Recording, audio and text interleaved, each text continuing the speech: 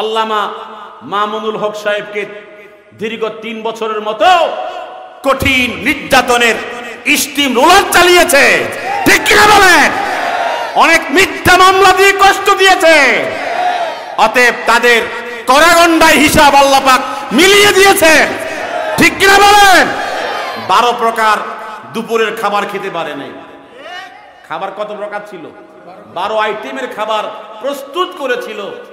1600 তরুণ তাগড়া যুবকদেরকে পাখির মতো গুলি করে রাস্তায় রাস্তায় শহীদ করে যেই সরকার 12 প্রকার খাবার দিয়া দুপুরে লাশ করতে পারে, এই সরকার অবৈধ সরকার, ঠিক কিনা বলেন?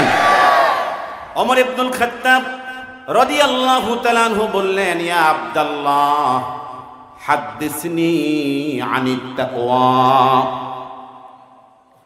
হে আব্দুল্লাহ ইবনে আব্বাস, তুমি আমার ছেলে বয়সী, আমি তোমার চাচা বয়সী, তোমার বাবার সমতুল্য বয়সী, তুমি কুরআনুল কারীমের সবচেয়ে বেশি তাফসীর বোঝো। আল্লাহ তাআলা কুরআন কারীমে তাকওয়ার কথা বলেছেন। কিসের কথা? যত জায়গায় যত আয়াতের ভিতরে আল্লাহ সুবহানাহু ওয়া তাআলা তাকওয়া সম্পর্কে কথা বলেছেন, আমি তোমার থেকে শিখতে চাই, তোমার থেকে জানতে চাই তাকওয়া কাকে বলে, তাকওয়া কিভাবে অর্জন করে। জোরে বলেন না সুবহানাল্লাহ। হাদ্দিসনি আনিত তাকওয়া, আমাকে তাকওয়া কি জিনিস আমাকে একটু বুঝায় দাও। আব্দুল্লাহ ইবনে আব্বাস তখন বলেন, আমি হলাম সন্তান বয়সী, আপনি হলেন চাচা বয়সী, আমি কিভাবে আপনাকে তাকওয়ার বিষয়ে বুঝাবো? প্রথমত আপনাকে জিজ্ঞাসা করতে চাই, আপনি কি কোনোদিন কাটা বিছানো রাস্তা দিয়ে হেঁটেছেন? বলেন না সুবহানাল্লাহ। হাল আখাযতা তরিকান যাতা শাওকা, আপনি কি কোনোদিন কাটা বিছানো রাস্তা দিয়ে হেঁটেছেন? হযরত ওমর ইবনুল খাত্তাব রাদিয়াল্লাহু তাআলা আনহু বললেন, আখাযতু মিরারা, একদিন নয়, 2 দিন নয় ভাতিজা, আমি আমার জীবনে কাটা বিছানো রাস্তা দিয়া বহুবার হেঁটেছি, বহুবার। এই কথা শুনবার পরে আব্দুল্লাহ ইবনে আব্বাস রাদিয়াল্লাহু তাআলা আনহুমা বললেন, কাইফা আখাযতা, যখন কাটা বিছানো কণ্টকাকীর্ণ রাস্তার উপর দিয়ে হেঁটেছেন, আপনি তখন কিভাবে হেঁটেছেন? দৌড়াইয়া দৌড়াইয়া গিয়েছেন নাকি ধীরে ধীরে গিয়েছেন? ওমর তখন বলে, আব্দুল্লাহ রে, কাটা বিছানো রাস্তা দিয়ে দৌড়ানো যায় না। কথা কই? কাটা বিছানো কণ্টকাকীর্ণ রাস্তা দিয়ে দৌড়ানো যায় না, বরং কাটা বিছানো রাস্তা দিয়ে ধীরে ধীরে যাওয়া লাগে। কারণ অসতর্কতা অবস্থায় যেই কোনো মুহূর্তে বিষাক্ত কাটা পায়ে ঢুকতে পারে। ও আব্দুল্লাহ ইবনে আব্বাস শোনো, জীবনে যতবার কাটা বিছানো রাস্তা দিয়ে হেঁটেছি, ততবার ধীরে ধীরে সাবধানতার সাথে সতর্কতার সাথে আস্তে আস্তে হেঁটেছি, যেন কোনো কাটা আমার পায়ে ঢুকতে না পারে। তখন রাইসুল মুফাসসিরিন আব্দুল্লাহ ইবনে আব্বাস বলেছেন, আমার জবাব দেওয়া হলো না, আমার জবাব দেওয়ার প্রয়োজন লাগলো না, আপনার বক্তব্য থেকেই আপনার জবাব চলে এসেছে। জোরে বলেন সুবহানাল্লাহ। তখন আব্দুল্লাহ বলেন, হাযা হুয়া তাকওয়া, সতর্কতার সাথে জিন্দেগি গঠন করার নাম তাকওয়া।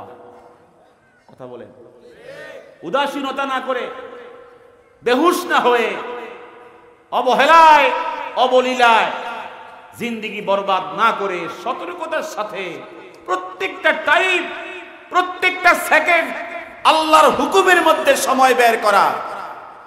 কথা বলে, হাযা হুয়া তাকওয়া। দুনিয়ার মধ্যে হারাম আছে না নাই? জোরে বলেন, হালাল আছে না নাই? যে ইমানদার হালাল পথে ধীরে ধীরে আস্তে আস্তে চলে, হারাম থেকে নিজেকে হেফাজত করে চলে, গুনার কাজ ছেড়ে দেয়, আল্লাহর আদেশ মতো নবীর সুন্নাত তরিকা মতো জীবন যাপন করে, এই কাজের নাম হলো তাকওয়া। আর যিনি এই কাজ করে যাচ্ছেন তার নাম হলো মুত্তাকি। ওমর ইবনুল খাত্তাব তখন বললেন, বাবারে কি চমৎকার তাফসীর তোমার থেকে শুনলাম। তোমাকে তো রাসূল দোয়া করেছেন, আল্লাহুম্মা ফাক্কিহহু ফিদ্দীন ওয়া আল্লিমহু তা'বীর। আল্লাহ তুমি আব্দুল্লাহকে দ্বীনের সর্বোচ্চ জ্ঞানে জ্ঞানী করে দিও, আর কোরআন কারীমের সর্বোচ্চ তাফসীরের জ্ঞান তাকে দান করে দিও। সবচেয়ে শ্রেষ্ঠ দোয়া। আমার আপনার নবীজি বলছেন, নাদ্দারাল্লাহু ইমরান সামিআ মাকালাতি ফাওয়াআহা ওয়া আদ্দাহা কামা সামিআ ফারুব্বা মুবাল্লাগিন আও আমিন সামি'। নবীজি বলছেন, দুনিয়াতে তার চেহারা সুন্দর হয়ে যাক, পরকালে হাসরের মাঠে তার চেহারা সুন্দর হয়ে যাক, যে আমার হাদিস শুনে এবং এই হাদিসটা আরেকজনকে শোনায়। যে আমার হাদিস শুনে আরেকজনকেও শোনায়, তার চেহারাটা দুনিয়াও সুন্দর হয়ে যাক, আখিরাতও সুন্দর হয়ে যাক। আমার নবীর দোয়া কি আপনার বলেন বাস্তবায়ন হবে না? কি বলেন, হবে না? সামিআ মাকালাতি, আমার বয়ান শুনে, আমার কথা শুনে, আমার হাদিস শুনে, ওয়া ওয়াআহা, এবং হেফাজত করে, মুখস্থ করে, অন্যের কাছে আদায় করে পৌঁছায়া দেয়, তার চেহারা সুন্দর হয়ে যাক, সমুজ্জ্বল হয়ে যাক। এই দোয়া কিয়ামত পর্যন্ত উম্মতের জন্য আছে না নাই? আওয়াজ দিয়ে বলেন না, আছে না নাই? এখানে কোরআন সুন্নাহ শোনা হবে, তাহলে বোঝা যায় কোরআন সুন্নাহ শুনলে চেহারা সুন্দর হয়, গান শুনলে সুন্দর হয়। কথা কর না যে আমার সাথে, কোরআন শুনলে আর সুন্নাহ শুনলে চেহারা কি হয়? সুন্দর করে দেন কে? জোরে বলেন না, দেন কে? বিশ্ববিখ্যাত মুফাসসির এবং মুহাদ্দিস ইবনু হাজার আসকালানি, তিনি কিতাব লিখেছেন উসতুল গাবা, সাহাবায়ে কেরামের জীবনী ইতিহাস। কিতাবের ৪র্থ খণ্ড পড়তে গিয়ে পেয়েছি, উসতুল গাবার ৪র্থ খণ্ডের মধ্যে পেয়েছি তাকওয়া কি জিনিস। প্রেক্ষাপট বুঝিয়ে দেওয়ার জন্য আপনাদের সামনে সাহাবীর জিন্দেগি থেকে কিছু কথা বলছি। নবীজির একজন বিখ্যাত সাহাবী আব্দুল্লাহ ইবনু হুযাফা আস-সাহামী, নবীজির বিখ্যাত সাহাবী আব্দুল্লাহ ইবনু হুযাফা, তিনি বলেন, যুদ্ধের মাঠে আমি গ্রেফতার হলাম রোম সম্রাটের জেলখানায়। কোন সম্রাট? রোম সম্রাটের জেলখানায়। রোম সম্রাট আমাকে আমার সাথীদেরকে দেখার জন্য জেলখানায় গিয়ে আমার যে বিচক্ষণতা, আমার দূরদর্শিতা বুঝতে পেরে আমাকে দাওয়াত করেছে তার শাহী দরবারে। আমাকে বলছে, আব্দুল্লাহ রে, আমার শাহী দরবারে তোকে দাওয়াত করতে চাই, তুই রাজি আছো কিনা? ইহুদি খ্রিস্টানরা দাওয়াত করলেও সামাজিকতা রক্ষা করতে হয়। সামাজিকতা, কথা কর, সামাজিকতা। যদি খাইতে মন না চায়, খাবেন না, তাকওয়ার জন্য আপনার বিরত থাকলেন, কিন্তু সামাজিকতা রক্ষার্থে দাওয়াত গ্রহণ করা জায়েজ আছে। সম্রাট বলল, নাসাবা কুরসিয়ান আন ইয়ামিনিহি, সিংহাসনের পাশের চেয়ারে আব্দুল্লাহকে বসায়া দিল। সম্রাট হেরাক্লিয়াস বলল, কুল মাই ওয়াজলিস মাই, আমার পাশে বসো, আমার সাথে এক বেলা খাবার খাও। খাবার যখন শেষ হয়ে গেল, সম্রাট হেরাক্লিয়াস বলল, ইয়া আব্দুল্লাহ, ও মুসলমানদের সেনা প্রধান, আজকে আমার শাহী দরবারে এত বিশাল আয়োজন, এত বিশাল ব্যবস্থাপনা করে তোমাকে খাওয়ালাম, কি উদ্দেশ্যে তোমাকে মেহমানদারি করলাম তুমি কি জানো? আব্দুল্লাহ তখন বলেন, আমি তো কিছুই জানি না। সম্রাট তখন বলল, বাদদেল দীনাকা ওয়াখতার দীনি, তুমি তোমার দিন ইসলামের কালেমা ছেড়ে দিয়ে আমার খ্রিস্টান ধর্ম গ্রহণ করবে, এজন্যই তোমাকে এত বিশাল আয়োজন করেছি। বলেন, এক বেলা খাবার খাইয়া সাহাবী কালেমা ছেড়ে দিব? আওয়াজ দিকটা জোরে বলেন না। এই এক বেলা পাইয়েই কি কালেমা ছেড়ে দিব? আল্লাহর নবী সাহাবী আব্দুল্লাহ বলেন, আমি আমার ইসলাম ধর্ম ছেড়ে দিলি, কালেমা ছেড়ে দিলি, দুনিয়াও শেষ, আখিরাতও শেষ, ঠিক কি না? কিন্তু আমার বিশ্বাস তোমার খ্রিস্টান ধর্ম গ্রহণ করলে আমার দুনিয়ার অনেক লাভ হবে, অনেক লাভ হবে। সম্রাট তখন বলল, শোনো, আমার খ্রিস্টান ধর্ম গ্রহণ করলে আতাইতুকা খামসিনা শাব্বাতান জামিলা, 1 নম্বর তোমাকে 50 জন সুন্দরী তোমাকে সেবা করার জন্য দিব। কয়জন? 50 জন সুন্দরী তোমার সেবা করবে, তোমার খেদমত করবে। আমার সাম্রাজ্যের 3 ভাগের 1 ভাগ গভর্নরের পদ তোমাকে দিয়ে দিব। আমার সাম্রাজ্যের সবচেয়ে সুরম্য প্রাসাদ তোমার নামে লিখে দেব। আব্দুল্লাহ তখন একটু চুপ রইলেন, আকাশের দিকে নজর করলেন। আল্লাহ তাআলা মনে হয় তার সামনে। মুত্তাকি বান্দা সবসময় আল্লাহ তাআলার সাহায্য নিজের চোখে দেখে। কথা বলেন না কেন? নিজের চোখে দেখে। আব্দুল্লাহ চোখটা বন্ধ করলেন, চোখটা খুলে এমন একটা জবাব শুনাইয়া দিলেন। আব্দুল্লাহ বললেন, লাউ আতাইতানিন নিসা কুল্লাহা, হে সম্রাট, আমার কালেমা আমার অন্তরে কেমন প্রিয়, আমার রব আমার আল্লাহ আমার অন্তরে কেমন মোহাব্বতের, আমার নবী আমার দুষ্ট হাবিব হযরত মুহাম্মদ সাল্লাল্লাহু আলাইহি ওয়াসাল্লাম কেমন ভালোবাসার, আমার পরকাল কেমন প্রিয়, আমার ইসলাম কেমন আদরের তুমি জানো না? তোমার 50 জন সুন্দরী নয়, তামাম দুনিয়ার সমস্ত সুন্দরী আমার ডান হাতের সামনে পেশ করে দাও। তোমার 3 ভাগের 1 ভাগের ক্ষমতার গভর্নরগিরি নয়, তামাম দুনিয়ার সমস্ত গভর্নরের পদ আমার বাম হাতে পেশ করে দাও। তোমার একটা প্রাসাদ নয়, দুনিয়ার সমস্ত বাদশাহের সমস্ত প্রাসাদ আমার পায়ের সামনে হাদিয়া পেশ করে দিলেও 1 সেকেন্ডের জন্য আমি আমার কালেমা ছাড়ব না। উত্তর দিছে কত চমৎকার! এই উত্তর শোনার পরে বলেন তো সম্রাট কি খুশি হয়েছে?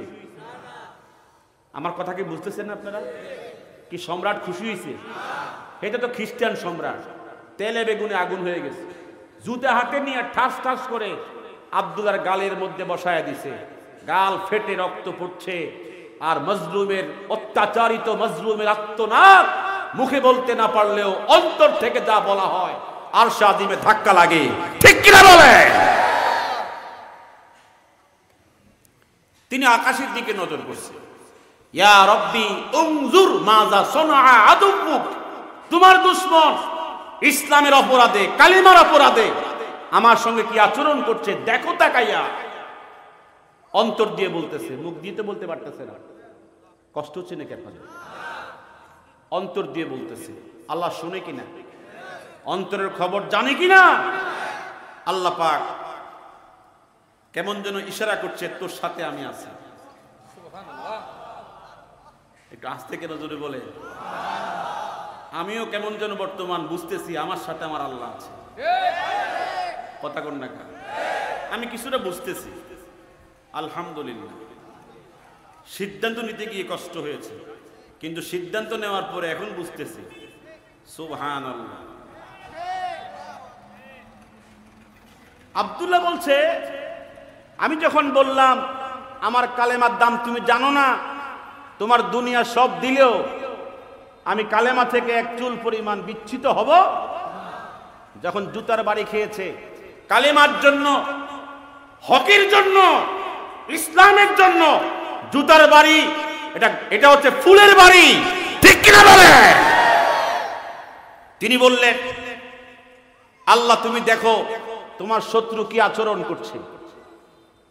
এই কথা বলার পরে সম্রাট তখন ভাবলো, তাকে বেঈমান করতে হলে এত সহজে বেঈমান করা যাবে না। 40 জন যুবককে আদেশ করেছে, তেল গরম করো। কি গরম? কথা কন না, কি গরম করো? তেল গরম করো, উত্তপ্ত তেলের মধ্যে তাকে ঢেলে দাও। সরকারের আদেশ, বাদশার নির্দেশ। তেল গরম হয়ে টকবক টকবক করছে। আব্দুল্লাহকে তেলের সামনে নিয়ে ঢেলে দেওয়ার জন্য 40 জন ধরে নিয়ে গেছে। আব্দুল্লাহ বলছেন, আজ্জিল তুমুনি, দেরি করছো কেন? আল্লাহু আকবার। আপনি মাতেন না কেন? আমার নোয়াখালী ভাষায় বলে মাতেন না কেন, মানে আওয়াজ করছেন না কেন? আজ্জিল তুমুনি, দেরি করছো কেন? তাড়াতাড়ি করো। রাআইতুল জান্নাতা ওয়ারাআহু, তোদের তেলের ভিতরে আমি জান্নাত দেখতেছি। ওই আল্লাহ পারে কি পারে না? হাত তুলে কোন পারে কি পারে না? তাড়াতাড়ি করো। ওইদিকে বাদশার মাথা খারাপ, বলে কি তাড়াতাড়ি করার জন্য, বলে কি ফাতাবাসসামা আব্দুল্লাহ, আব্দুল্লাহ মুস্কি মুস্কি হাসতেছে। আচ্ছা, এখন তাকে তেলের মধ্যে নিক্ষেপ করবে, এখন কি হাসনের টাইম আছে? কথা বলেন না কা, হাসনের টাইম আছে নাকি? আব্দুল্লাহকে বলছে, ইয়া আব্দুল্লাহ মান আদহাকাকা, সিংহাসন থেকে সম্রাট বলছে, তোমাকে হাসাচ্ছে কে? বলেন না, জবাব দেন না। জবাব হচ্ছে, আদহাকানি আল্লাহ, আমারে হাসাচ্ছে আমার আল্লাহ।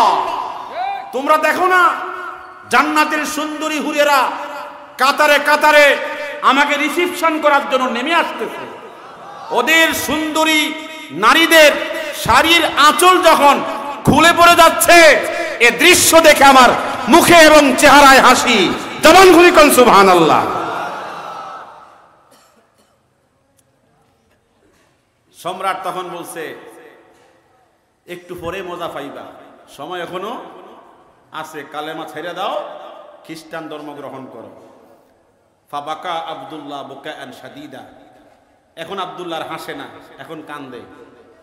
কথা কর না, এখন কি করে? তারা নিক্ষেপ করবে, ছেড়ে দিবে, ঢেলে দিবে, এখন আব্দুল্লাহ কান্দে, চোখের পানি টপ টপ করে পড়ছে, আব্দুল্লাহ কাঁদছে। সম্রাট তখন বলছে, এখন তুমি কান্দো কেন? আমার তো মনে হয় তোমার ঈমান কি হয়ে গেছে, দুর্বল হয়ে গেছে, মনে হয় তুমি আমার আগুনের মধ্যে পড়তে চাও না। আব্দুল্লাহ বলেন, নো, জোরে কর না, আরে নো কর, নো, না, তুমি আমার অন্তরের ব্যথা জানো না, আমার অন্তর সম্পর্কে তোমার জ্ঞান নাই। ইন্নালি নাফসুন ওয়াহিদা ওয়া জাসাদুন ওয়াহিদা ওয়া আমুতু ফিহা ওয়াহিদা ওয়ালাউ কানাত লি মিআতু নাফসিন ওয়া মিআতু জাসাদিন তুআযাবু ফি সাবিলিল্লাহ লাকানাত খায়রা। জোরে বলেন সুবহানাল্লাহ। কি বলছে আরবিতে? আমি তো বাংলা বলতে হবে। আমাদের তো মুহাদ্দিস মানুষ, তো কিছু আরবি না করলে, গদবাদা বাংলা বললে তো কি হয় না, কথা কর না, এটা একটা ব্যাপার স্যাপার আছে, তাহলে বলে আমরা বুঝবেন ভালো। একবারে গদবাদা শুধু কাল বাংলাতে ওয়াজ করলে কেমন কেমন, ঠিক কিনা? না বুঝতে কষ্ট হয়নি আপনাদের? ইন্নালি নাফসুন ওয়াহিদা, আমার জীবন কয়টা? দিছে কয়টা? আল্লাহ আমাকে দিছে একটা, আমি একটার মালিক। ওয়া জাসাদুন ওয়াহিদা, আমার দেহ কয়টা? দিছে আল্লাহ কয়টা? একটা, একটার মালিক। ওয়া আমুতু ফিহা ওয়াহিদা, তোমার তেলের মধ্যে মরলে মরমু কয়বার? নাকি 10 বার? এ আব্দুল্লাহ, সম্রাট শোনো, তোমার তেলের মধ্যে মরমু কয়বার? একবার, কালেমার জন্য। কিন্তু আমার কালেমার জন্য আমার মন চায় 100 বার মরতে। লাউ কানাত লি মিআতু নাফসিন ওয়া মিআতু জাসাদিন তুআযাবু ফি সাবিলিল্লাহ, যদি আমার জীবনে আল্লাহ পাক 100টা প্রাণ দিত, 100 শরীর দিত, তোমার উত্তপ্ত তেলের ভিতরে কালেমার জন্য আমি একবার একবার করে 100 বার মরতে পারতাম, তাহলে আমার জীবনে একটু মজা পাইতাম। এই বক্তব্য শুনবার পরে সম্রাট তখন সিদ্ধান্ত নিয়েছে, না, এই শাস্তি দিয়ে তাকে বেঈমান করা যাবে না। এটা সহজ শাস্তি। কি শাস্তি? মানে এই সমস্ত আগুনের ভয় দিয়া তাকে থামানো যাবে না, একটু হুমকি দেয়। কথা কেন? আমারে কই আছেন, কথা বোঝেন না? আমার ওখানে আছে, আমি ঠিক আছে, আমি আসতেছি, তোমরা দাঁড়াও। তোমরা কি দাঁড়াও, আমি তোমাদের জায়গাতে আসতেছি, আমার কাছে আসতে হবে না। কথা বলেন না কা? ঠিকানা দিয়ে দাও কোন জায়গা থেকে কি করবা। তো বলছিলাম আব্দুল্লাহ বলে এই কালেমাকে আমি এমন মহব্বত করি, আমি 100 বার এই কালেমার জন্য মরতে চাই। সম্রাট বুঝতে পারছে এই ইমানদারের এ সমস্ত সাধারণ পরীক্ষা দিয়ে বেঈমান করা যাবে না। 40 জন ওয়াজির ওয়াজারা গভর্নর পরিষদ নিয়ে বসছে, বেঈমান করার জন্য কি সিদ্ধান্ত নিতে হবে। একজন দুষ্ট বুদ্ধিজীবী, মাথায় চুল নাই, এরকম চুল ছাড়া কিছু বুদ্ধিজীবী আছে না নাই, একটা গেছে ফলাইয়া, টাকলু নাকি টাকলু, সে বলছে ইসলাম থাকবে না। এখন হে নিজেই নাই, কথা কয় না, ইসলাম এখনো আছে না নাই, ইসলামের জায়গায় ইসলাম থাকবে। বেয়াদব, তোমাদের যে পরিণতি হয়েছে এই 18 কোটি মুসলমান 100 বছর নয় 1000 বছর পর্যন্ত স্মরণ করবে, ঠিক কিনা বলে? কি একটা টালবাহানা আলেম ওলামাদেরকে নিয়ে কি রকম টালবাহানা করেছে। যাই হোক, সেদিকে যাচ্ছি না। সাহাবী যখন বলছে তোমাদের এই পরীক্ষা আমার কোনো সমস্যা নাই, একজন বুদ্ধিজীবী বলছে আব্দুল্লাহকে বেঈমান করতে হলে আমাদের সমাজের, আমাদের দেশের সবচেয়ে সুন্দরী, সবচেয়ে রূপসী, সবচেয়ে তরুণী যুবতীকে এই যুবকের সাথে 1 মাস নির্জন কোন ঘরের মধ্যে রেখে দেয়, তাহলে তার চরিত্র কি হবে? নষ্ট হবে, জেনা ব্যভিচার করে ঈমান হারা হয়ে আমাদের খ্রিস্টান ধর্ম গ্রহণ করবে। হুজুর বলেছেন, নবীজি ইরশাদ করেছেন, মা তারাকতু বাদি আদারর আলা রিজালি মিনান নিসা, একজন পুরুষের জন্য সবচেয়ে ঈমান নষ্ট করার জন্য ভয়ানক বস্তু পৃথিবীতে আমি কিছুই রেখে যাই নাই। একমাত্র ভয়ঙ্কর জিনিস হলো একজন ইমাম, একজন মুফতি, একজন মুফাসসির, একজন মুহাদ্দিস, একজন হাজি, একজন আবেদ, একজন ওলি তার দিমাগ নষ্ট করে দেয়, চরিত্র নষ্ট করে দেয়, একজন নষ্টা ভ্রষ্টা নারী, ঠিক কিনা বলে? নবীজি বলছেন অত্যন্ত ভয়ঙ্কর, ঠিক কিনা? নষ্ট, খারাপ চরিত্রবান নারী একজন মানুষের ঈমানকে নষ্ট করে দেয়।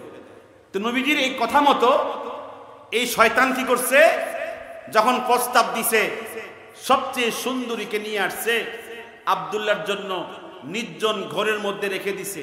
কত মাস? সবাই কথা বলেন না, কত মাস? 1 মাস ভিতরে ছিল। ফালাম্মা মাদাশ শাহরু, মাস চলে গেছে। দা হেরাকলু আব্দুল্লাহ ওয়াল মারআতাল্লাতী কানাত মাআহু, আব্দুল্লাহকেও সম্রাট ডাকছে আর ওই সুন্দরীকেও ডাকছে। ডেকে বলছি, ইয়া আব্দুল্লাহ কাম ফাআলতা মাআহা, আব্দুল্লাহ তুমি আমার সুন্দরীর সাথে 1 মাসে কতবার মিলিত হয়েছে? আব্দুল্লাহ বলছেন, লাউ কুলতু ফাআলতু মাআহা লাকুলতা সাদাকতা, তোমাকে শোনালে পরে তোমার সুন্দরীর সাথে অপকর্ম করেছি, খারাপ কাজে জড়িত হয়েছি, তখন তুমি তো বলবেই সত্যই বলেছো। ওয়ালাউ কুলতু মা ফাআলতু শাইআ, যদি তোমাকে শোনাই তোমার সুন্দরীর দিকে 1 মাসের মধ্যে একটা বারের জন্য নজর করেও তাকাই নাই, তখন তুমি বলবা মিথ্যা বলেছো। কথা বোঝেন না? আমি সত্য বললে বিশ্বাস হবে না, মিথ্যা বললে বিশ্বাস হবে। তা আমার বিষয়ে আমি সার্টিফাই করব না, তোমার সুন্দরী তোমার দলের লোক। কথা বলেন না? আপনাদের আলেমদেরকে গ্রেফতার করে জেলখানে আটক করা হয়, রিমান্ডে নেওয়া হয়, আর টাকা দিয়া, পরিবারকে টাকা দিয়া সাক্ষী কি করা হয়? ক্রয় করা হয়। কথা বলেন ঠিক কিনা? সাক্ষী বানাইয়া নাটকীয় ভাবে অভিনয় কইরা ফাঁসানোর জন্য, আলেমকে কষ্ট দেওয়ার জন্য যারা এই অপচেষ্টা করেছে তাদের চূড়ান্ত শোচনীয় পরাজয় হয়েছে, ঠিক কিনা বলেন? আলেমদের সাথে বেয়াদবি করলে আল্লাহ ছাড়েন না, ঠিক নেই? এটা কি আরো নতুন করে কিছু দেখাইতে হবে? বাস্তব দৃষ্টান্ত পেছনের সরকার, ঠিক কিনা বলেন? আমাদের সিংহ পুরুষ আল্লামা মামুনুল হক সাহেবকে দীর্ঘ 3 বছরের মতো কঠিন নির্যাতনের স্টিম রোলার চালিয়েছে, ঠিক কিনা বলেন? অনেক মিথ্যা মামলা দিয়ে কষ্ট দিয়েছে। অতএব তাদের কড়াগন্ডায় হিসাব আল্লাহ পাক মিলিয়ে দিয়েছে, ঠিক কিনা বলেন? 12 প্রকার দুপুরের খাবার খেতে পারে নাই। খাবার কত প্রকার ছিল? 12 আইটেমের খাবার প্রস্তুত করেছিল। 1600 তরুণ তাগড়া যুবকদেরকে পাখির মতো গুলি করে রাস্তায় রাস্তায় শহীদ করে যেই সরকার 12 প্রকার খাবার দিয়া দুপুরে লাঞ্চ করতে পারে, এই সরকার অবৈধ সরকার। ঠিক কিনা বলেন?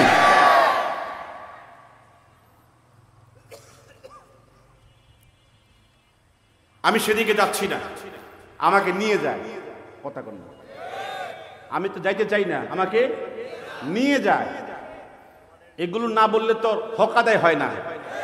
এই ময়দানের মধ্যে ডানে নেতা, বামে নেতা, পেছনে পুলিশের গাড়ি, বক্তায় বক্তব্য দিবে, এসে বলে কি রাজনৈতিক বক্তব্য দেওয়া যাবে না। তুমি কে? তোমার বলার কার অধিকার দিয়েছে তোমাকে? ঠিক কিনা বলেন? আমার দেশে আমি কথা বলতে পারবো না, তুমি কে? অনেক আলেমদেরকে অনেক বেইজ্জতি করেছে, স্টেজের মধ্যে বেইজ্জতি করেছে। ঠিক কিনা বলেন? নাম কত সুন্দর, মনিরুল ইসলাম। কি অত সে জুলমাতুল ইসলাম, জালিমুল ইসলাম। ঠিক কিনা বলেন? ইসলামের উপর জুলুমকারী মনিরুল ইসলাম। নাম চেঞ্জ করা দরকার ছিল না। যাই হোক, কষ্ট হচ্ছে না তো আপনাদের? না করতাম, বলতাম না নাকি? নাকি এখনো কেউ আছে? নামটা কোন কি আছে? দিয়ে দিব জায়গার মতো। আল্লাহ হেফাজত করুন। জোরে বলেন আমিন। এরপরে আসেন, সুন্দরীকে বলল, ইয়া ইজ্জাতুহাল মারা, ও আমার দলীয় লোক। কে? সুন্দরী দলীয় লোক না? কুলি কাম ফাআলা আব্দুল্লাহ মাকে, বলো তোমার সাথে আব্দুল্লাহ 1 মাসের মধ্যে কি করেছে? বুঝতেছেন কথা? সুন্দরী বলল, সাজ্জিদি আরসালতানি ইলা বাশারিন আম ইলা হাজারিন আম ইলা শাজারিন কুল্লামা খাতাউতু আমামাহু মা সামিতু মিনহু ইল্লা কাওলা লা ইলাহা ইল্লাল্লাহু মুহাম্মাদুর রাসূলুল্লাহ। সুন্দরী কি বলছে শুনেন। সাজ্জিদি, আমার সম্রাট, আরসালতানি ইলা বাশার, 1 মাস থাকতে দিয়েছেন যার সাথে, এটা কি মানুষ নাকি পাথর নাকি গাছ? 1টা মাস তো তার সাথেই ছিলাম, এটা কি মানুষ পেয়েছি না গাছ পেয়েছি না পাথর পেয়েছি? 24 ঘন্টা যুবকটাকে আমার দিকে আকর্ষিত করার জন্য কত চেষ্টা তদবির করেছি, যুবক 1টা সেকেন্ডের জন্য আমার দিকে নজর করে তাকায় নাই। 24 ঘন্টা যুবকের চেহারা মাটির দিকে ছিল, আর যুবক পড়েছে লা ইলাহা, বলেন লা ইলাহা। এই কালেমা ছাড়া মা সামিতু মিনহু ইল্লা কাওলা লা ইলাহা ইল্লাল্লাহ, এই কালেমা ছাড়া কিছুই শুনি নাই আর কিছুই দেখি নাই। এই কথা বলার পরে সম্রাটের চোখ থেকে টপ টপ টপ টপ করে পানি পড়তেছে। প্রত্যেক সম্রাট চায় তার দেশটা ভালো চলুক। কথা কন না? দেশটা কি চলুক? আমাদের দেশের একজন রাষ্ট্রনায়ক দেশ স্বাধীনতার পরে গিয়া কয়েক কোটি কম্বল বিতরণ করছিল। পরে নিজের কম্বলটা চুরি হয়ে গেছে, জিজ্ঞেস করছে আমার কম্বলটা কই? কয় চুরি হয়ে গেছে। তিনি দুঃখ করে একটা কথা বলেছিল, পৃথিবীর রাষ্ট্রনায়ক দেশ স্বাধীন করে পেয়েছে স্বর্ণের খনি, আর আমি পেয়েছি চোরের খনি। এ চোরটি এখন কমছে না বাড়ছে? চোরের সংখ্যা কমছে না বাড়ছে? আচ্ছা বলেন তো, চোর মুক্ত আর জুলুম মুক্ত, শোষণ মুক্ত দেশ তৈরি করার জন্য মানুষের মতবাদ দিয়ে সম্ভব নাকি কোরআন সুন্নাহর কাছে আসতে হবে? হাত তুলে বলতে হবে, কোরআন সুন্নাহর কাছে আসতে হবে কি হবে না?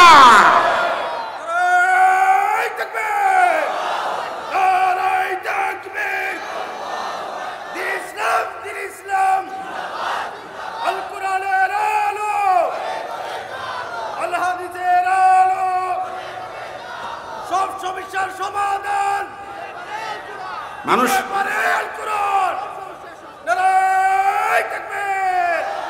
শান্তি প্রতিষ্ঠা করতে হলে কোরআনের রাজ বাংলার জমিনে কায়েম করতেই হবে, করতেই হবে। সারা দেশের এখন জয় জয়কার অবস্থা, ইসলামী দল সবাই এখন প্রায় কাছাকাছি অবস্থানে আছে। আল্লাহ পাক সবাইকে একটু আগায়া দেন, এটা আমিন বলেন জোরে। আমাদের 18 কোটি আপামর জনতা এখন কোরআনের সুন্নাহ রাজ কায়েম দেখতে চায়, ঠিক কি না বলেন? বহু দেখেছি আমরা, কথা কোন না, বহু দেখেছি, এখন নতুন ভাবে দেখতে চায়। বর্তমান ছাত্র জাগ্রত জনতা এখন দেখতে চায়, কোরআনের রাজ দেখতে চায়, কথা বলেন ঠিক কিনা? যাই হোক, এই শব্দ উচ্চারণের পরে সম্রাট বলছে, মা রাআইতু আহাদান মিসলাকা, তোর মতো চরিত্রবান যুবক আমার দেশে একটাও পাওয়া যাবে না। কে বলতেছে? বাদশা সম্রাট হেরাক্লিয়াস বলতেছে, তোর মতো যুবক চরিত্রবান আমার দেশে একটাও, জোরে বলেন না, একটা পাও যাবে না। সম্রাট তখন দুর্বল হয়ে গেছে, আর বলছে, আর তোকে কোনো শাস্তি দেব না, আমি তোরে মনে হয় শাস্তি দিয়ে বেঈমান করতে পরাস্ত হয়ে গেছে। ওজিরা আলা প্রধান গভর্নর বলছে, আমি এত তাড়াতাড়ি পরাস্ত হয়ে যাচ্ছেন, আমাকে জিজ্ঞেস করেন না, আমার কাছে যে বুদ্ধি আছে এই বুদ্ধিতে সে শেষ। বোঝেন নাই? মানে বাদশার কাছে আদরিয়া হওয়ার জন্য কত রকমের বুদ্ধি নিয়ে ঘুরে। তো তখন বলছে, তোমার কাছে কি বুদ্ধি আছে? শুকরের গোশত আর মদের বোতল দিয়া তারা এক জায়গার মধ্যে 1 মাস আটকে রাখেন। ক্ষুধার যন্ত্রণায় শুকরের গোশত খাবে, হারাম খাইলে ঈমান থাকে না, ঠিক কি না? এর হারাম খাইয়া ঈমান নষ্ট করে দেন, তখন এসে পাওয়ারলেস হয়ে আমাদের খ্রিস্টান ধর্ম গ্রহণ করবে। বাদশা কয়, তাও তো এতক্ষণ তুই বলস নাই কেন? এটা তো মারাত্মক কথা। আপডেট সবচেয়ে চমৎকার তাদের নিকটে আর কি। তো এই কথা শুনবার পরে বলছে, ঠিক আছে, শুকরের গোশত দিয়া মদের বোতল দিয়ে আটকায় রাখো। আপনারা কি বলেন, সাহাবী কি শুকরের গোশত খেয়ে মদ পান করে ঈমান নষ্ট করবে? জোরে বলেন। আমরা কি হারাম খেয়ে সুদ খেয়ে আখিরাত হারাবো? ঘরে ঘরে ঢুকিয়ে দিছে এনজিও সংস্থাগুলো, আমেরিকান সংস্থাগুলো, ইন্ডিয়ান সংস্থাগুলো, এই সমস্ত সংস্থা দিয়ে ঘরে ঘরে সুদ ভিত্তিক লেনদেন ঢুকিয়ে দিছে, ঠিক কিনা বলে? আমাদের ঈমানকে, আমাদের আমলকে নষ্ট করার জন্য। সম্রাট যখন এই পদ্ধতি অবলম্বন করেছে, 3 দিন পর্যন্ত শুকরের গোশত মদের বোতল তাকায়া তাকায়া আর বলে, এটাও হারাম, এটাও হারাম। আল্লাহ, তুমি হারাম করেছো শুকরের গোশতকে, কোরআনে আমি পেয়েছি। আল্লাহ, তুমি হারাম করেছো শরাব, মানে কি মদকে, কোরআনে পেয়েছি। আল্লাহ, আমি খাবো না, তোমার রাস্তায় মরে যাব, আমি মরে যাব, আমি হারাম খাবো না। একদিন এক রাত গেছে, নামাজ পড়ে কিয়ামের সাথে দাঁড়ায় নামাজ পড়তে পারে। দ্বিতীয় দিন গেছে, কিয়ামের সাথে নামাজ পড়তে পারে। আর কত, নাই খানা নাই পানি, এখন আর দাঁড়াইতেও পারে না, বসে বসে নামাজ পড়তেছে। আল্লাহ পাকের দয়া লেগেছে, আমার আবেদ, আমার প্রিয় আব্দুল্লাহ তো দাঁড়াতে পারছে না। ফেরেশতারা, তোরা কি দেখোস না জান্নাতের খাবার কখন পাঠাবি, জান্নাতের রিজিক কখন দিবি? জোরে বলেন সুবহানাল্লাহ। জান্নাতের রিজিক দিয়ে আসো। আমার মুত্তাকি আমাকে ভয় করে, আমার ভয় এসে শুকরের গোশত খায় না, মদ পান করে না, তাকওয়া তার ভিতরে আছে, তাকওয়া তাকে হেফাজত করেছে। ওয়ামান ইয়াত্তাকিল্লাহা ইয়াজআল লাহু মাখরাজা ওয়া ইয়ারযুকুহু মিন হাইসু লা ইয়াহতাসিব। আসেনি কোরআনে? কথা কোন আসেনি? যে আল্লাহকে ভয় করে, আল্লাহ পাক তার চলার রাস্তা সহজ করে দেন এবং এমন জায়গা থেকে রিজিক দেন সে কখনো কল্পনাও করে নাই। জোরে বলেন সুবহানাল্লাহ। কষ্ট হচ্ছে না তো? সর্বশেষ আব্দুল্লাহ জান্নাতের খাবার খাচ্ছে। সুবহানাল্লাহ।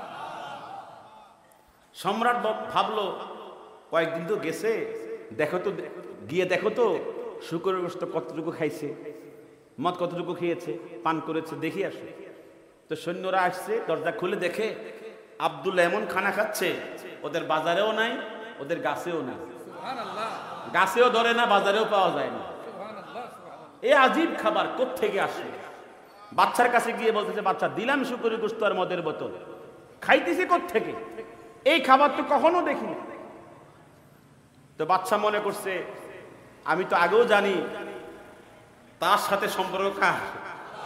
আল্লাহ। যার তাকে ডেকে নিয়ে আসো। সম্রাটের সামনে উপস্থিত করা হলো আব্দুল্লাহকে।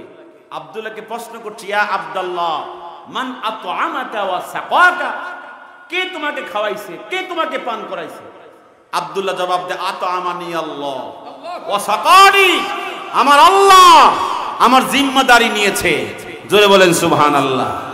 ওই আল্লাহ এখনো আছে না নাই? হাত তুলে বলতে হবে আছে না নাই? ওই আল্লাহকে ভয় করবো তো ইনশাআল্লাহ। আল্লাহ রিজিকের অভাব রাখবে না, রিজিকের অভাব রাখবে না। আল্লাহ পাক সকলকে তৌফিক দান করেন। তাযাওয়াদু ফাইন্না খায়রা যাদিত তাকওয়া। আমাকে মাহফিল কমিটি বলেছে তাফসিরুল কোরআন মাহফিল, তা নির্ধারিত কোরআনের আয়াত থেকে তাফসির করার জন্য। এই জন্য আমি শুধু এই আয়াতের ভিতরে এখনো আছি, নাকি বাইরে গেছি? আয়াতের ভিতরে আছে। আমি আরো কতক্ষণ সময় পাবো জানি না, আমি এর ভিতরে থাকার চেষ্টা করব। ওমা তৌফিক ইল্লা বিল্লাহ। বলতে চেয়েছিলাম, এই বক্তব্য দেওয়ার পরে সম্রাট তখন বুঝতে পেরেছে এই আব্দুল্লাহকে কোনো পরীক্ষা দিয়া, কোনো তন্ত্র মন্ত্র দিয়া বেঈমান করা সম্ভব হবে না।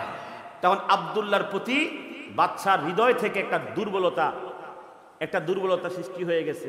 তখন সবাইকে বের করে দিছে, ওই গভর্নর পরিষদ সবাইকে বের করে দিয়ে বলতেছে, তোমার সাথে একটা কথা আছে। কার সাথে? মাতে না, সবাই জোরে কয় না, কার সাথে? আমি আর তুমি, আর কেউ এখানে নাই। তুমি আর আমি, আমি আর তুমি, একটা কথা আছে। তো বাদশাকে বলতেছে, কি কথা? তো বাদশা বলতেছে, তুমি এখন আমার একটা সুমা দিবা। কারে কইতেছে? আব্দুল্লাহকে। মাতেন না, কারে? আব্দুল্লাহকে। আব্দুল্লাহ তখন বলতেছে, কেন? কয়, তোর চরিত্র, তোর আদর্শ, তোর তাকওয়া, তাকওয়া মানে তোর ভিতরে যে ইমানি জজবা, বিশ্বাসের জজবা, এটা আমাকে মুগ্ধ করে ফেলেছে। তোর নবী সারা দুনিয়ার সমস্ত বাচ্চাকে গায়েল করে ফেলেছে চরিত্রের মাধুরী দিয়ে। কথা কোন ঠিক কিনা? তোর নবী কেমন তোকে দিয়ে বোঝা যায়। কথা কোন না কার? কোন পীর কেমন তার মুরিদ দিয়ে বোঝা যায়। আচ্ছা, সেদিকে যাওয়া নিষেধ, যাইতাম না। কথা বুঝছেন নি? আমি তো যাইতাম, মন চায় যাইতে পারতেছি না। এই জন্য বলছিলাম নবী কেমন তার সাহাবী দিয়ে বোঝা যায়, ঠিক কিনা? তখন বাদশা বলে যে তোর নবী কেমন তোর চরিত্র দিয়ে বোঝা যায়, ঠিক কিনা বলে? এত সুন্দরী তোকে দিলাম, একটা মাস তুই তার দিকে নজর করস নাই, তুই একটা সুমা দে। আব্দুল্লাহ তখন দাঁড়ায় বলছে, বেয়াদবি মাফ করবেন, ইন্নামাল মুশরিকুনা নাজাসুন, কোরআনের কথা। আল্লাহু আকবার, আল্লাহু আকবার। ইন্নামাল মুশরিকুনা নাজাস, কার কথা? হে বুঝছে না কথাটা? কি বুঝছেনি? আপনারা না বুঝছেন না মনে হয়। মুশরিকরা সবাই নাফাক, মুশরিক সবাই কি? তো নাফাক কপাল আমি কেমনে সুমা দেই? মানে উত্তর তো হয়ে গেছে। তখন বাচ্চার লোভ দেখাইতেছে, তুই আমাকে সুমা দিলে তোরে আমি স্বাধীনতা দিয়ে দিব, মানে তোকে আমি আজাদ করে দিব। আর আমার জেলখানায় তোর সাথে আরো সাথী আছে কয়জন? 300 জন, মানে সাহাবী। ওদেরকেও কি করব? ছেড়ে দেব, আজাদ করে দিব। তো বাচ্চাকে তখন তিনি বললেন, এতক্ষণ ছিল ব্যক্তি কেন্দ্রিক পরীক্ষা, আর এখন হচ্ছে সামষ্টিক পরীক্ষা। তোমাকে একটা সুমা দিলে আমার 300 জন বাইকি হয়ে যায়, বেঁচে যায়, তাহলে মনে হয় এখানে কোনো একটু রহস্য আছে। আমাকে একটু সময় দেন বুঝার জন্য, আগামীকালকে ফাইনাল জানায় দেব। একদিন সময় নিয়েছে। রাত্রে তাহাজ্জুদ নামাজ পড়ে কান্নাকাটি করে দোয়া করে আল্লাহর দিকে মনোনিবেশ ধ্যান করতেছে। এই ধ্যানের ভিতরে আল্লাহ পাক ফয়সালা দিয়ে দিয়েছে। কখনো কখনো ওলি আল্লাহরা কি করে? এলহামের মাধ্যমে ফয়সালা পেয়ে যায়। বিশ্বাস হয়নি আপনাদের? এলহামের মাধ্যমে কি হয়? ফয়সালা পেয়ে যায়। তিনি এলহামের মাধ্যমে জানতে পেরেছেন, না, কাফেরকে সম্মান দিয়ে চুমা দেওয়া ইসলামের মধ্যে কখনো জায়েজ হবে না। তবে যেহেতু 300 জন সাহাবী মুক্তি পেয়ে যাবে, একটা হিলা বোঝেননি, মানে কৌশল, একটা হিলা, একটা তাওরিয়া করে সাহাবা ইকরামদেরকে বাঁচাইতে হবে। তখন তার মাথায় বুদ্ধি আসছে, আগামীকালকে গিয়ে বলবো যে আমনের কপালে ডাইরেক্ট সুমা দেওয়া হাদিস কোরআনে কোনো জায়গায় নাই, তবে সুমা দেওয়ার আগে আমি একটু থুতু দিব। থুতু বোঝেননি? একটু থুতু দিব, আমার নিয়ত থাকবে আপনার কপালে থুতু দিচ্ছি, আর ঠোঁট লাগাইয়া দেব। দেওয়ার সময় কি লাগাবো? ঠোঁট লাগাইয়া দেব।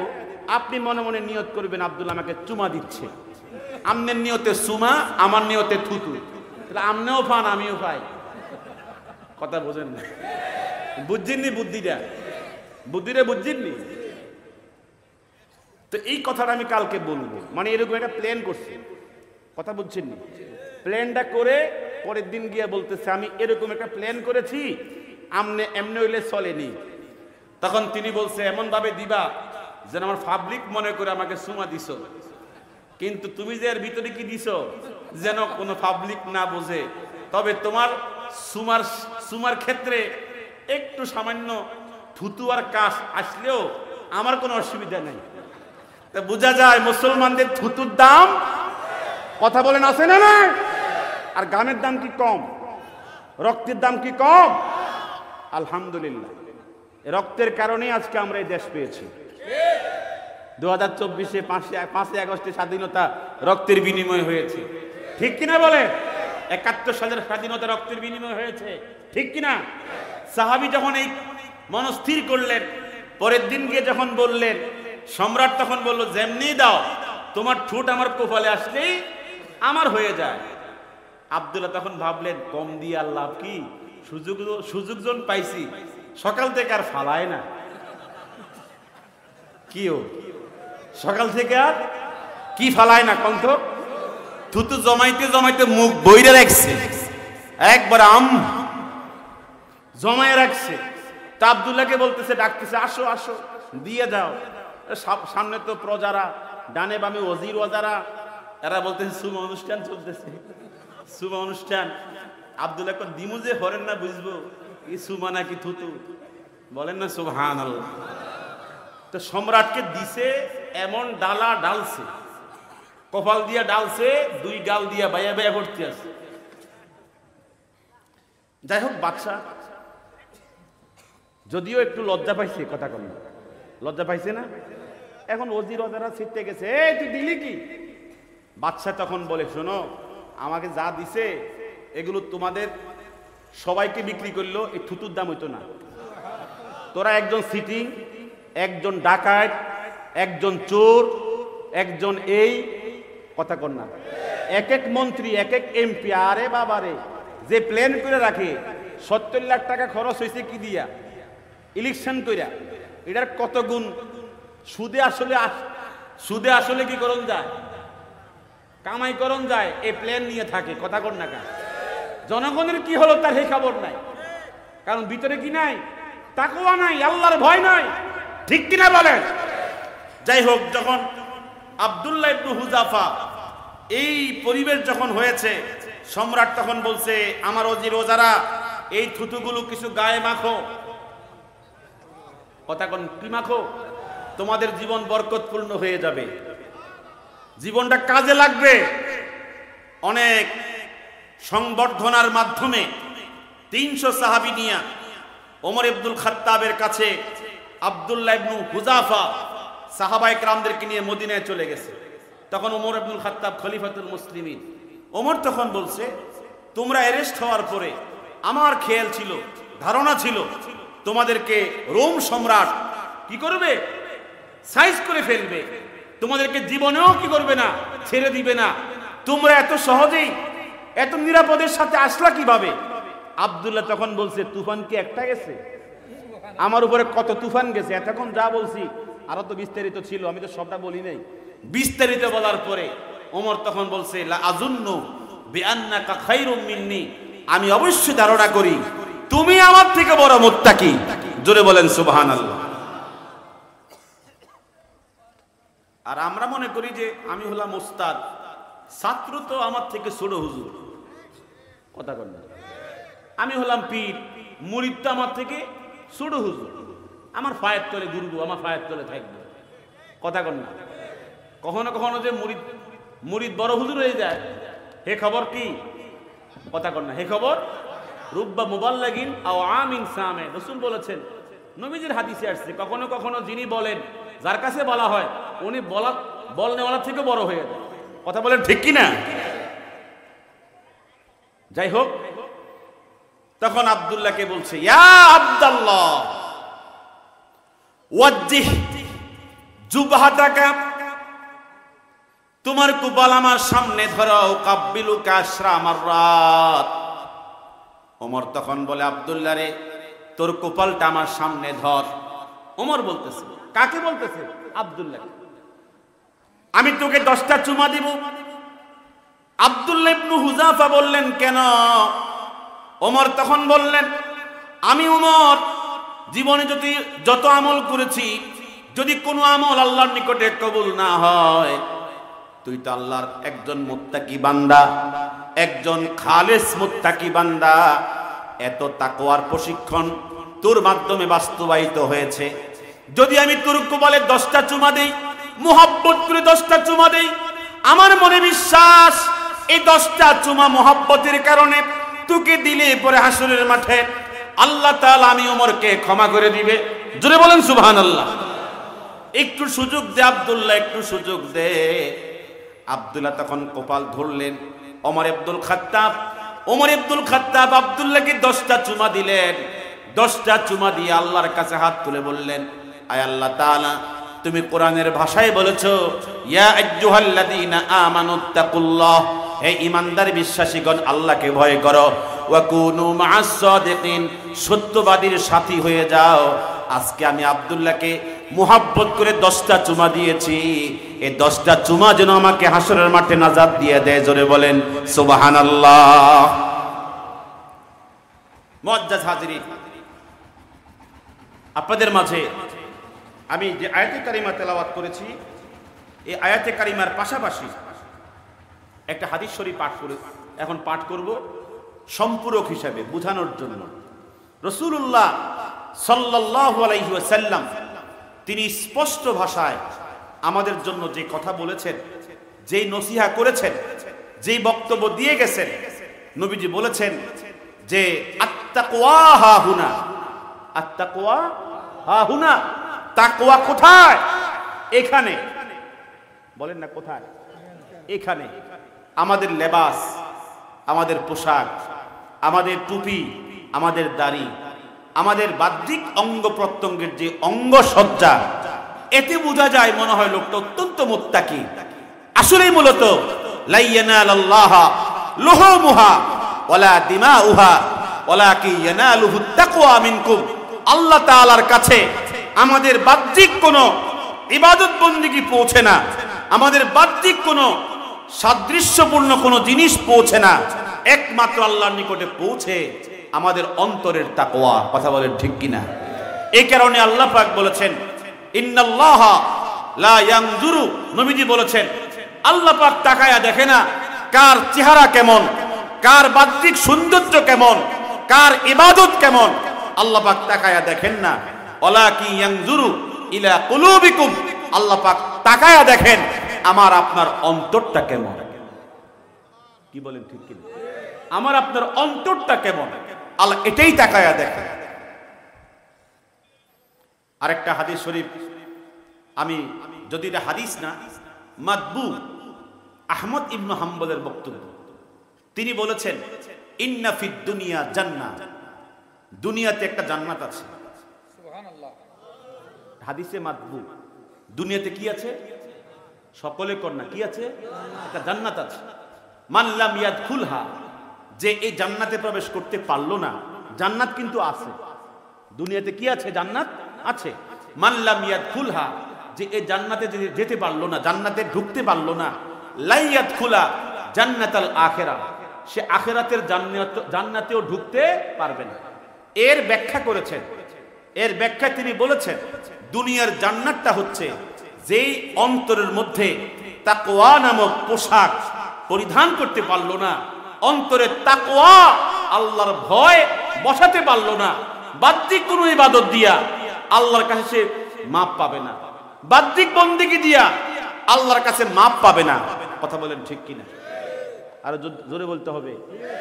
এজন্য হাসান বসরি বলেছেন, সঈদুল খাতিরের মধ্যে এসেছে যে হাসান বসরি বলেছেন, হানু আনহু, যে মানুষেরা আল্লাহ থেকে দৃষ্টি সরায় ফেলছে, এই কারণে কি করে, ফা আসাও, তারা গুনার মধ্যে লিপ্ত হয়, গুনার মধ্যে লিপ্ত হয়। যদি আল্লাহ থেকে কোন ব্যক্তির দিল আলোক হয়ে যায়, সে যে কোনো পাপের মধ্যে নিমজ্জিত হতে পারে। আর ওয়ালাও আযু, ইমাম হাসান বসরি বলেছেন, যদি তার দৃষ্টি সব সময় মজবুত থাকতো কার দিকে, আল্লাহর দিকে, লা আসামাহুম, আল্লাহ পাক তাকে পাপ থেকে হেফাজত করে তাকওয়ার দৌলত দান করতেন। জোরে বলেন সুবহানাল্লাহ। আমি আপনাদের মাঝে অনেক দূর থেকে এসেছি, শুধু দোয়া নেওয়ার জন্য এসেছি। আমার জন্য দোয়া করবেন। আমি এমনি মানসিকভাবে অসুস্থ।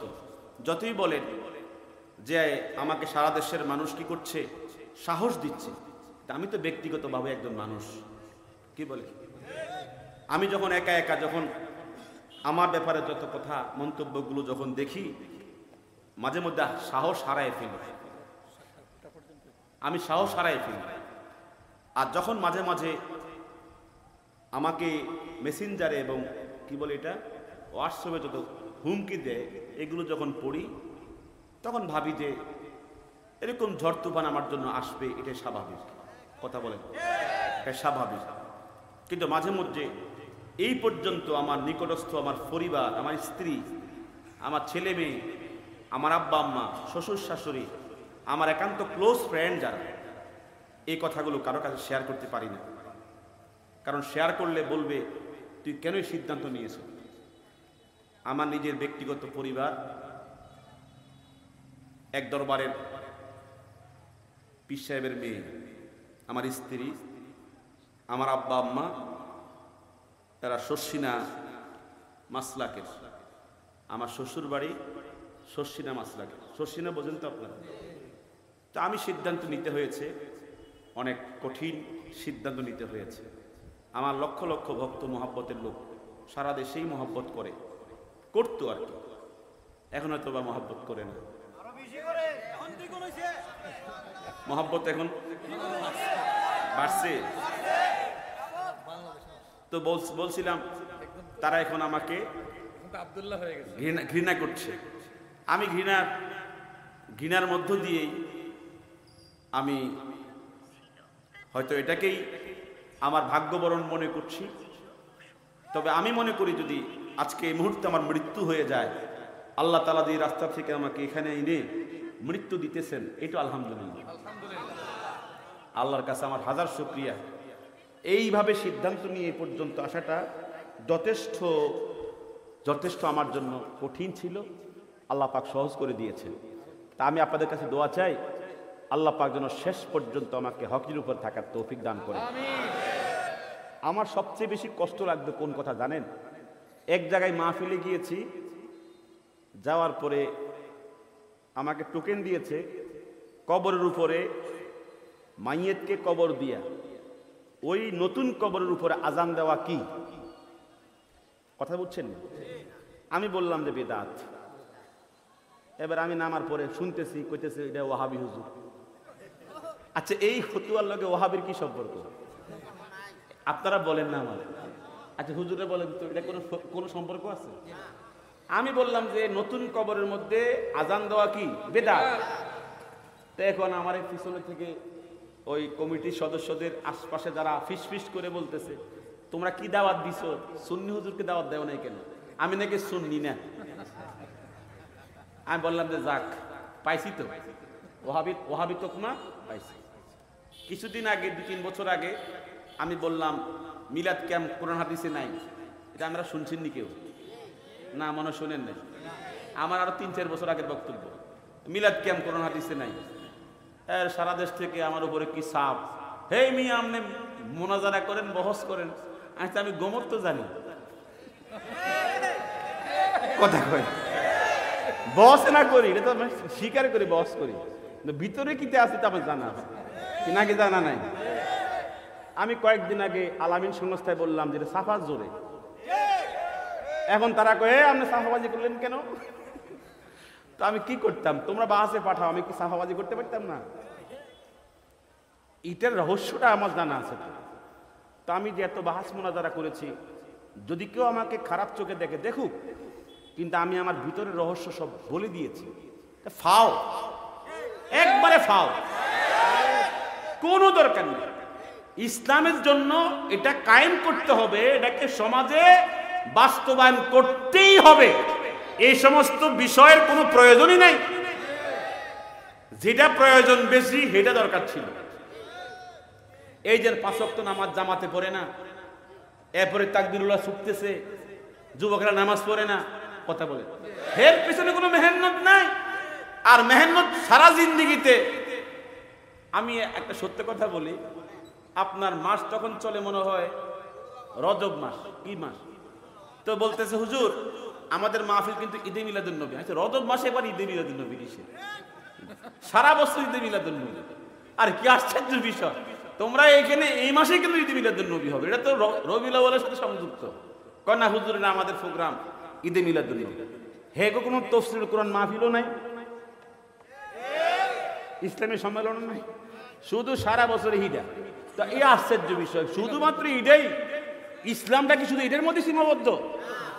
এই সমস্ত অতিরঞ্জিত বিষয়গুলা আমাকে বিরক্তি করতে করতে এক পর্যায়ে আমি নিজেই ছুটে গেছি। আর কত কথা কোন, আর কত। আরেকটা দুঃখ হলো জানেন কি, এই যে আজকে একটা বিষয় নিয়ে আলোচনা করলাম, ধরেন আমি গেলাম কোন জায়গায় মাহফিলে, কষ্ট পাচ্ছেন নাকি? তো কইতেছে হুজুর শাইখুল হাদিস হুজুর, অলিপুরি সাহেব হুজুর গতকালকে অমুক জায়গায় ওয়াজ করতে আসছে, আঙ্গরে গোসল করে সাবান সারা। এখন আমরা সাবান দিলাম, মানে সাবান দিয়ে গোসল করে আসবি। এবার আমি কতক্ষণ উঠলাম, উঠে কতক্ষণ কি করলাম বললাম, কতক্ষণ গোসল করাইলাম ভালো করে। পরে নিজে কিন্তু চিন্তা করতাম, আরে আইলাম কি কইলাম কি। আমি একটা আয়াতের তাফসীর নিয়ে আসলাম, আর তাদের গুতাগুতির কারণে আমি পাইলাম না। কথা বলেন না কেন?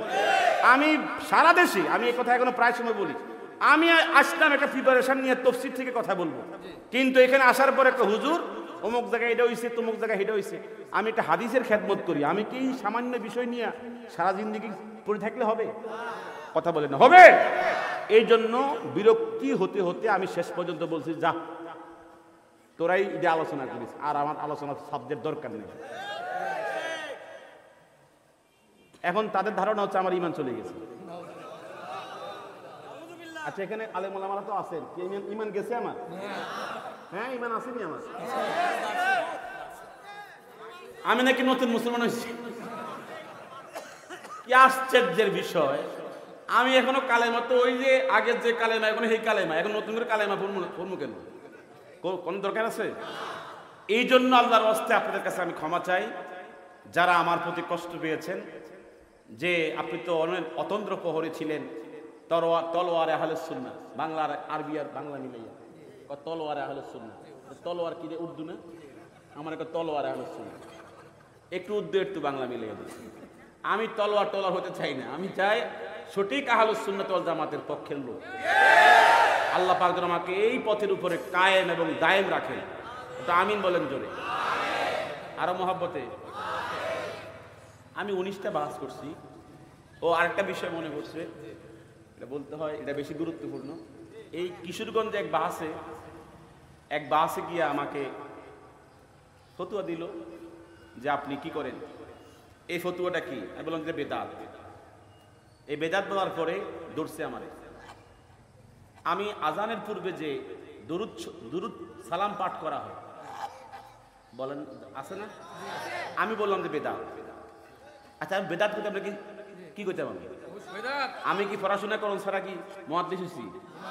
তা আমি বেদাত পেয়েছি, আমার আকলে বলে বেদাত, এলেমে বলে বেদাত, আমি জানো কোন দিকে?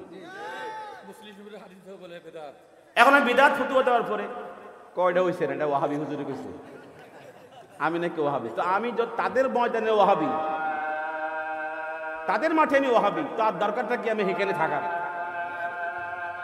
আল্লাহ পাক আমাদের সকলকে হেদায়েত দান করুন।